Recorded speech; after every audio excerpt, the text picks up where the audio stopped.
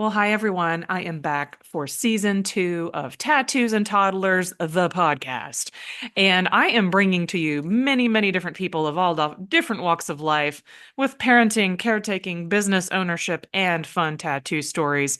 I live for some of these tattoo stories, y'all. It is so much fun.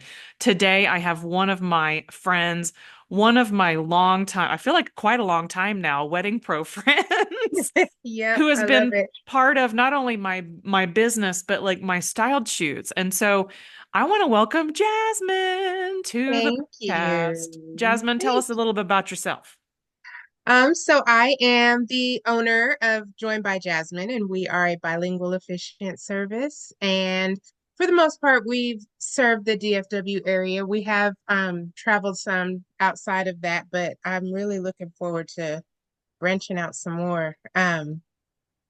But yeah, I mean, we do efficient work. And then on the side of that, I always say I kind of pimp myself out to everyone. I do a lot of assistant coordination right now. Yeah. I help another company with making cotton candy and churros. I Yes. help another company with photo booth, and so you can just kind of throw me in. I've helped catering before. I am like all in there wherever you need me. Absolutely. And I have noticed that recently. Like there's a lot of different things that I know you're so capable of, but y'all, she didn't say that she's got like a lot of kids. And and I have to parent on top of all of those things, which it's been something else, especially being a single mom. Yes, so the biggest thing we're going to highlight today is number one, Jasmyn is a superwoman that we some of us can see. And how many kids again is it? I have 6 kids. 6 kids, y'all. So there's a large range of ages, I believe, with you, right? What's the age ranges? Yeah, so I have a college age, high school, middle school, elementary, and a pre-K. Oh my So goodness. I have my oldest, he's 18 and a half, and then I have one that's about to turn 16, 14, 11, 10, and 5. Yeah, so you've been a little busy. Yeah, yeah, yeah, absolutely. And and they're beautiful kids from the photos that I've seen. And I know that we talked about this, I think, recently, that they're all different, right? Yeah, yes, And so entirely. navigating, first of all, becoming a single parent and having 6 different kinds of children that all have different kinds of needs, different personalities. And then I think that also speaks to the fact that how you can jump into any job and just be so fluid and adaptable. Do you find that your life has become this adaptable kind of a thing nowadays? 100% it has to be. And then so the people in my life kind of have to be flexible as well. So the kids are more adaptable than I would think, especially with everybody being neurodivergent and my 2 autistic kids and all these people that need all this structure, and there's none. And when it comes to when it comes to my work schedule and things like that, everybody just kind of rolls with it, Mom's going to a wedding, very common. Nobody's surprised, to see me walk out the door. But on the flip side, when I am here, everybody is trying to get me and everybody wants my attention and that kind of thing. So um it's been I'll say rough since my divorce. I will say though also that ex-husband was not really a partner, so I was kind of doing all these things in this way So you beforehand. were still kind of single parenting without the Right. partnership. Well, that is something I have definitely heard before. Yeah. And so it was in that way Yeah. it flowed. But now because I don't have another adult in the house until now, my oldest is an adult, but I don't have another person, another parent in the Yeah. house. I have to rely on the kids a lot for a lot of things and a lot of help. And mostly with the 5-year-old. Everybody else is pretty self-sufficient. But Aw. it's the little firecracker, and she's the one you can't take your eyes off of because she'll be playing with dolls in the fireplace or, you know, strip naked, don't know why, running through the house. Like you just never know where that child is going. I came home to a mural on the wall one night. I mean, she's just kind of living life out here, and all you have to do is blink and it is entirely over with. So, when she's here and she's home, I have to rely on them to make sure she's good. And they've been doing a really good job at taking turns and just kind of trying to be responsible for her and looking out for her. And that's been the biggest help because that's usually the biggest thing that I'm juggling when I'm going to all these different weddings and gigs and whatever is what happens with the kids. How do they get fed? Who has other stuff going on? My daughter has, they just emailed me and said that she's getting recognized for perfect attendance on Friday. Well, they tell you on Wednesday perfect attendance on Friday, and they're doing it right smack at the end of the day. Well, I also have to pick up two kids from another school at the 30 minutes later, which will not give me time to do both. So I have to call dad and say, hey, I'm doing this. Can you go? Or it may be something where I wouldn't be able to be there for her. And that's happened too, where I have to pick and choose an event or a child to support and nobody gets their feelings really hurt entirely or anything, but it's a lot. The week, because every week also is different for me. Every week is different, Yeah. and so the juggle is different every week. And I also do a lot of delivery driving too, so I work a lot late nights. I do that like 10 to 3 in the morning. So then there's that too. And then it's like at some point you're gonna go to sleep. When But for how long? when is that again? I know every now and then my body will just be like, nope, done. And I will have be sleep and not know how I got there and when I got there or any of that. But it's definitely lacking for sure. It's been lacking for a long time, but not necessarily because I have kids, just because life is chaotic. Life is But lifing right now. it is. It is. This has been some kind of year. Yeah, and I appreciate you being open about that too, because I know that there's a lot of people in my sphere that are walking through something, close to similar or similar. We were just talking today this morning when I was having breakfast with a friend, and we were discussing neurodiversity, we're discussing routines, we're discussing feeling like we're always dropping the ball. And, it just doesn't I think talking about it though has really helped me understand me, and then me also trying to understand my child and then other people's children at the same time. It's just talking about it. Like if there's something going on that you don't understand and you're like, well, I need to ask questions. And then I don't know, for you, maybe it might be different because you got, six kids, but me trying to interpret what my kid is saying and trying to figure out the whole story and the totality of their education mixed with who she is as a person and then me as the parent. I mean, does it get any easier the more kids you get? It does not, especially when some of them are nonverbal. And so no, it does not. And but you do get to learn them. Just like any Yeah. long-term relationship that you have with anyone, you get to learn them. And so it does get easier to communicate with them because you know what, the looks mean, you can sense things, you can feel things, you understand the conversation makes sense. Now my high schooler, he's all Riz and drip and whatever. And so, I have to get on that train too, so that we're all in this on the same page, and those things kind of age you a little bit. They make you remind you how old you are. Yeah, it's funny. But Yeah, I was gonna say, I don't think we're too far dissimilar from age, right? I think we no, were, I'm 42.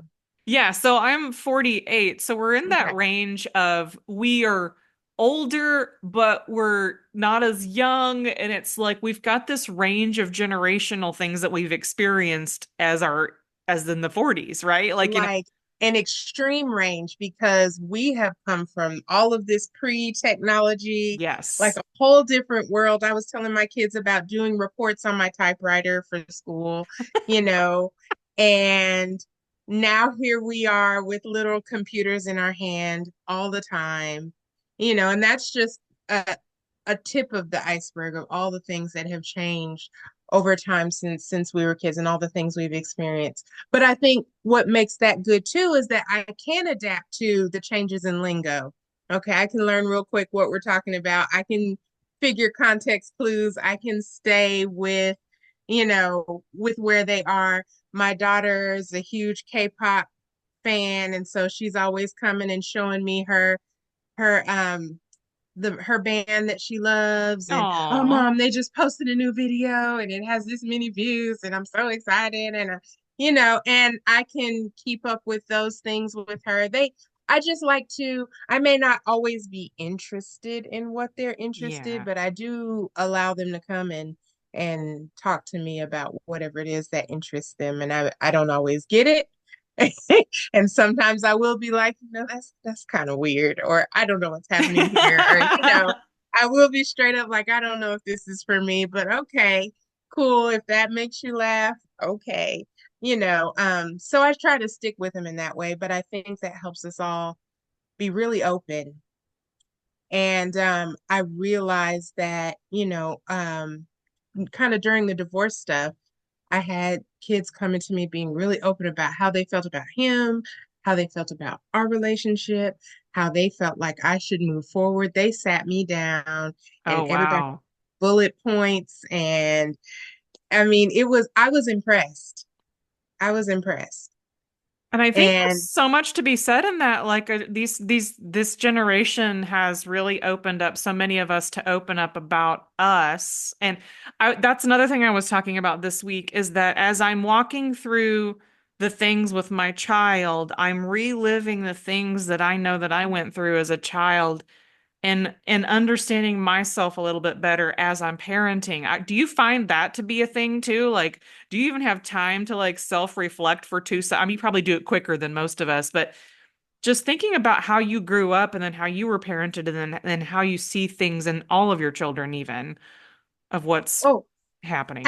absolutely, because they are all these little pieces of me. Yeah. And so those things come up all the time. And the way I parent is entirely different from my mother. And so I will a lot of times refer back, like, Gran, we didn't go for that. She wasn't having this, or, I you know, know, or, right? or, how she would have handled that. And they know I'm not the same in the same place that she is, but she was a product of what she was taught and what she knew in her environment and kind of that coming down. So, now we're in the process of breaking, the generational curses, or, you know, kind of doing some things differently to try to reduce the trauma. I know that's all I can do is kind of temper it a little bit. But yeah, I think those things come up all the time. Sometimes I even look at them and it's like my my daughter, she came outside the other day and it was just like me walking out the door, and it was Aw. freaky. It was Aw. weird. And they have all these little pieces, little mannerisms and things that I do, or I remember having that thought process, and my mom was trying to get me to do this and I couldn't understand, and it helps me to understand where they're at Yeah. and to be more forgiving, have more grace for them and where they're at. And also at the same time to understand how their brains work. Because I know with myself, I deal with the same stuff. And now having been diagnosed and everything, I really have this perception of them and of I can see them way differently. And I totally understand why I am doing things that I do. And then I see them doing these things, and it's like, okay. I mean, I can be upset, but how upset when I know it's this way? And I do work that out with myself. And so we don't have as much conflict over some of the things that for me as a child would have been major conflict. And that's an awesome point to bring up too, because I was just talking about this morning as well. We are seeing a lot of adults get a diagnosis of ADHD, and I don't even know what that looks like. I feel like every individual gets their own set of parameters that they're now understanding, which is so interesting. Like, so part of our discussion was like when she found out what was happening, she got more knowledge about herself, but also more knowledge about her family, like her, her kids and her husband and everybody who's neurodivergent. And then I don't know, I was telling her, I was like, does that mean that after you find that out, is there a relief of that information knowing that you're wired this way and it gives you understanding of the things that you went through at a younger age that you didn't know what was going on? 1,000,000%. It answered so many questions for me of why I'm a pretty intelligent person, well educated and all that, but there was always these small things that I just couldn't get a grip on, and I couldn't handle the way I could see other people handling them. And I thought something was wrong with me, or why does my backpack, all my papers are always crushed all in the bottom of my back? Like, why can't I get some organization going? You'd open my locker at school and the whole world would fall out on you. And I don't know why it was like that. And I didn't want it to be like that. And then I didn't know how to fix it either. And just little things like that. I do my work and then not turn it in. What is that? I have kids that do the same thing right now. And I do know, initially it was kind of TikTok diagnosed, and then I just went down this rabbit hole of seeing myself, seeing myself. And it was like, okay, I need to talk to somebody because and then, I went to go see a psychiatrist and absolutely ADHD. And I'd really be interested in seeing if I'm on the autism spectrum as well, but Yeah. it, it helps you, like, I feel like I have a radar too. Like I can see it.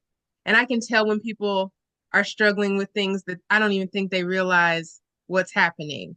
You know, my friend was telling me about her daughter and she only likes to eat these particular foods. And, it was all this, everything was very particular around her food. And it was these small options. And she's like, I buy all these things, but she only wants to eat these things. And I'm like, okay.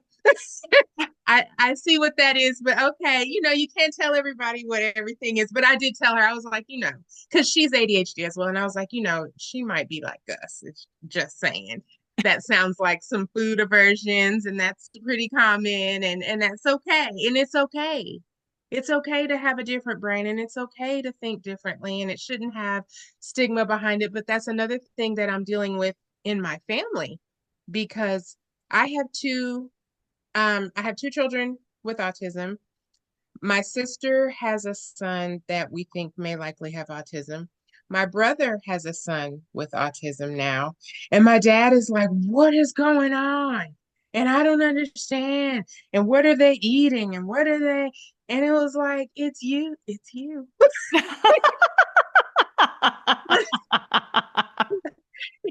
We got to look at the link here. It's you, sir. And it's okay, but it does, you can look back at your family members and be like, oh, okay, this has been running through the blood for a good while and heavy, you know and so it is interesting. It answers a lot of questions, but it also gives you a great perspective, and it helps you to deal with people that think differently, because what's also happening is with all these people having a diagnosis, we're going to live in a world that is run by people who are neurodivergent, and we have to know how to interact with people who are different, because I mean, it everywhere.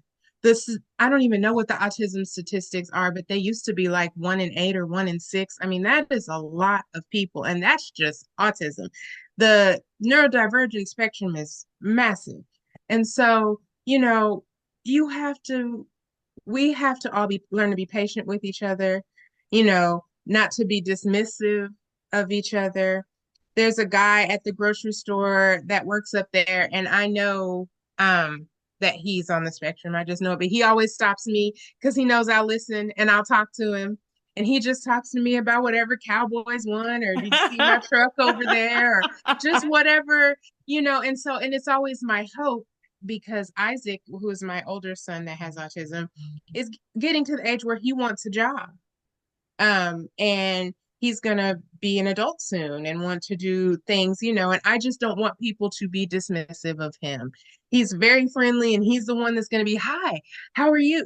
I'm Isaac, what's your name? And he's very much like that. And I know that can be a turnoff for people sometimes. And you just always hope others aren't too rough with him. So I try not to be, I try to be listen and give them attention and things like that because I really want the same for my babies.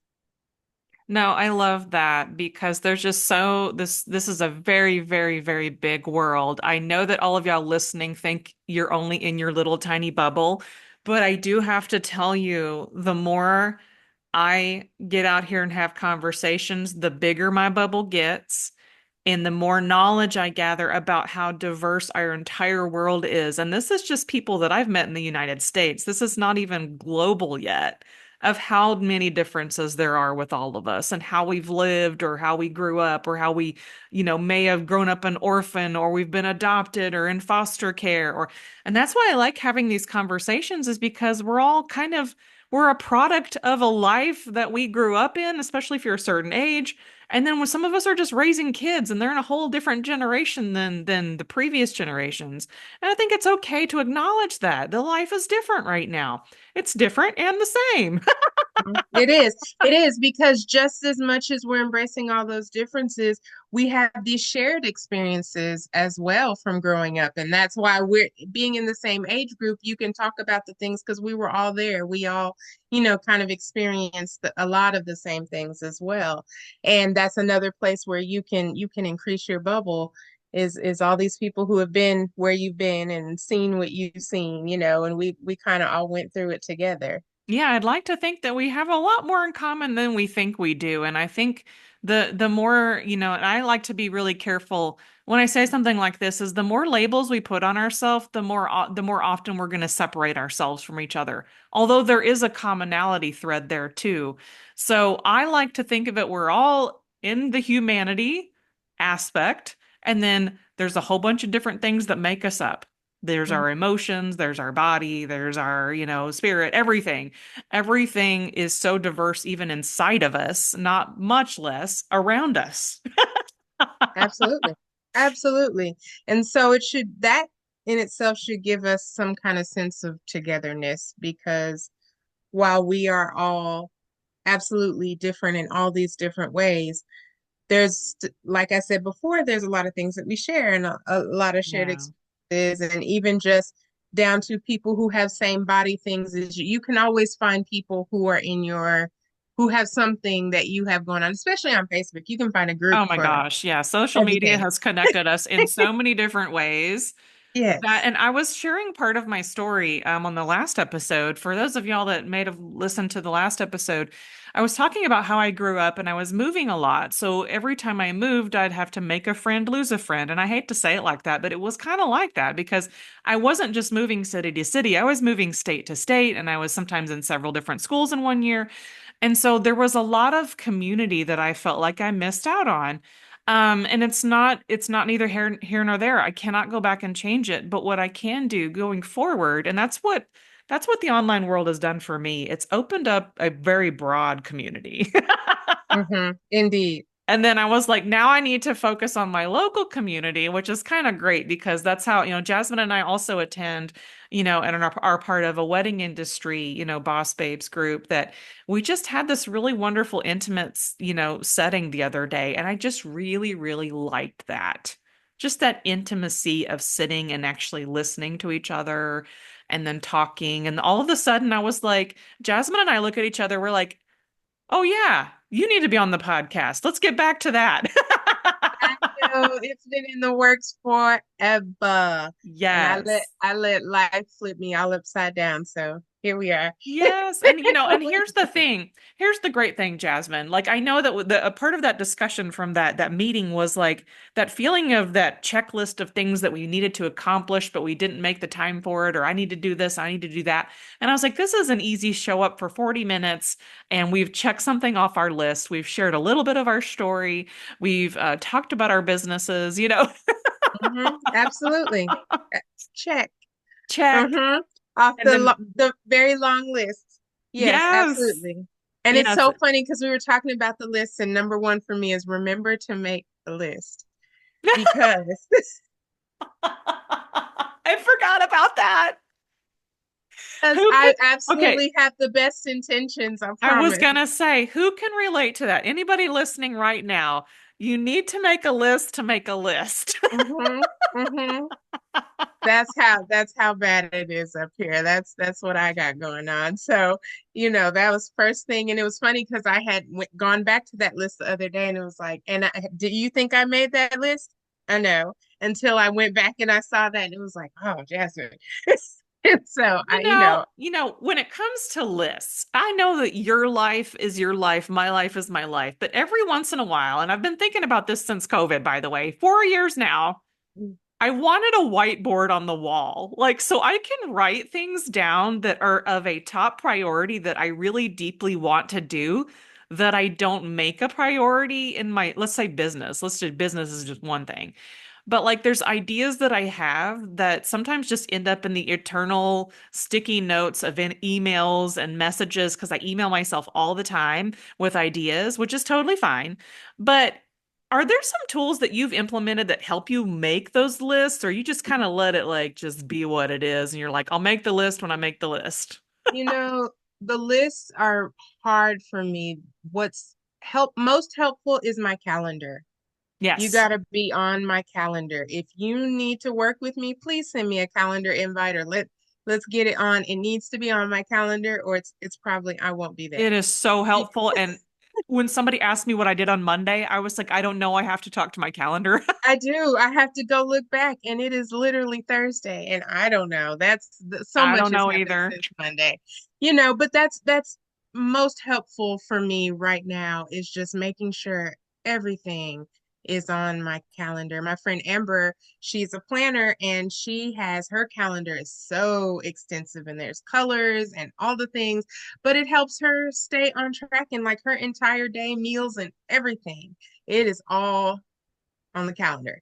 And that works really well for her. And mine is not quite as extensive, but definitely all the places I need to be, the important things coming up. And then I set reminders 1 month out, 2 weeks out, 1 week out, like keep flashing in my face and letting me know what's going on. And I know I need that.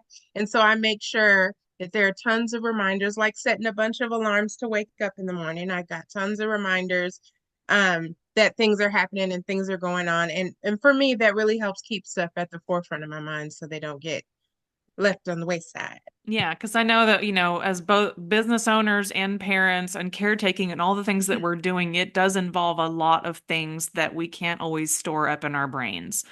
And as we're starting to round out our conversation, I love where that was going, but I also want to have time for a tattoo story.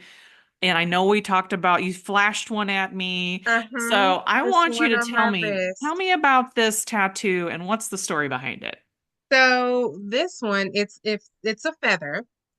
Um, I had gone to it was a flash tattoo day, right? And Yes. so then they have all the ones that you can choose from. And it was one of the women's rights. I think it was right after maybe Roe versus Wade got overturned around in there. And so it was all like women's rights, my choice kind of things that were options for these tattoos. I waited in line for hours. Oh my gosh. We got there first thing in the morning. It was time. I got there at 8 in the morning and there was a line and we were in line for hours. We were out there all day. And so I picked this one and it was a feather. And in the little pieces that come out, it said my choice and it was all spelled out. If you look at mine, it doesn't say that. Doesn't say Oh, that at all. she went and she put this thing on there and afterwards I'm looking at it and I'm trying to read it and I'm like, I can't really read the words. And she was like, words? And I was like, well, yeah, the picture, like it says my choice in the picture. And she was like, and she goes and she pulls out the picture and she was like, oh, I just thought I just thought it was a feather. And it was like, these are y'all's options. What are we talking about here? I was gonna say, So, usually the flash tattoos have a stencil, right? yes, that's why I was entirely baffled. She was just freehanding some stuff and was like, that Wow. looks cute. And so I have this feather that says nothing. It does nothing. It's there and it's fine. But it was supposed to have meaning. And now I have it forever and it says nothing. But then again, it kind of does because you now you have this great memory that you're talking about, and so you I realize where do. you were when you got it and what it means, Yes. even though if it doesn't say it. It definitely, and because I love getting tattoos, it was like next time I have to be paying attention better because I know after she stenciled it, I looked at it, but I didn't look at it like that. I guess I didn't check to make sure there were words there because I knew the picture had words and my assumption was she was just doing what was in the picture. And so, you know, lesson learned when you're doing lifetime things.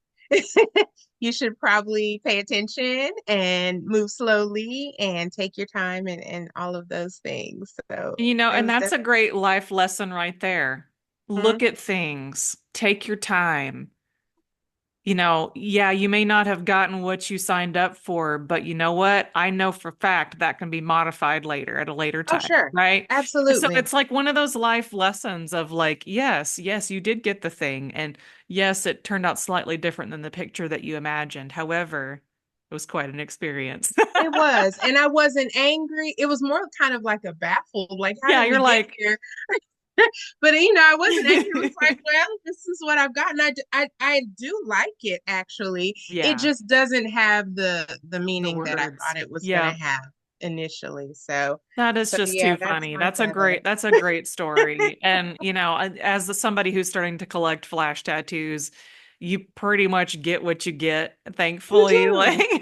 You do. And so I couldn't even be mad. It's what it is. It could have been way worse. Like, this is yeah, not terrible. And it works fine for me. It's just, it's not what I thought it was going to be, well, that's so great which though. is And it's in life. a very visible place too. So it's a Mhm. constant reminder that even if, again, if the words aren't there, you can look down and be like, you know what? My choice. And I think a lot of things that I've been talking about this week has been about making choices and just choosing. Yeah. So, what do we want to leave people with today as we're rounding out our conversation? I know it went really quick. We both have busy lives and we've got more things to check off our lists, including making another list. I think, with all of the things we talked about, it's important to remember that um number one, like we said, stop, take your time, pay attention. But then when it comes to our kids and our families and having our businesses and all these things, that we are all out here doing this same stuff. We are fighting these same fights. And if you talk about it a bit, you would be surprised how your bubble grows. You'd be surprised who is in the same space with you or who has been there or who is headed there even. And so that has definitely taught me to speak up more about what I have going on and what kind of I've been through. And I'm usually pretty open about like everything. But I think that's the biggest takeaway. Like, we're all out here doing this with no manual and just like making choices and seeing what happens. I don't Yeah, know. sometimes it is. Sometimes it's a leap. It's a leap. It's a stroll. It's a sit down moment. It's a get a tattoo time. All these things. All these things Absolutely. make us into one beautiful package. And so thank you, Jasmyn, for coming on with me today. It For was so wonderful having to me. finally get you here. Yes, absolutely. I appreciate you having me on. This is fun. Yeah, absolutely. And if y'all want to see anything else that Jasmyn is doing, you can go to Joined by Jasmyn. But you can also see I did a couple other videos with Jasmyn with my styled shoot, especially The Wizard of Oz. And we talked about how she played Glinda, and you have to go and check But that out. please come see Glinda the Good Witch. That was a fantastic shoot. I don't think we'll ever stop gushing about that shoot. No, it was one of my favorites. I love Hmm. talking about it, and every time I get the chance to talk about it, I do just because I'm so proud of it and I had so much fun hanging out with everybody and making that art. All right, y'all. So I will see you on the next episode. Thank you again, Jasmyn. My pleasure. Thank you. Bye, everybody.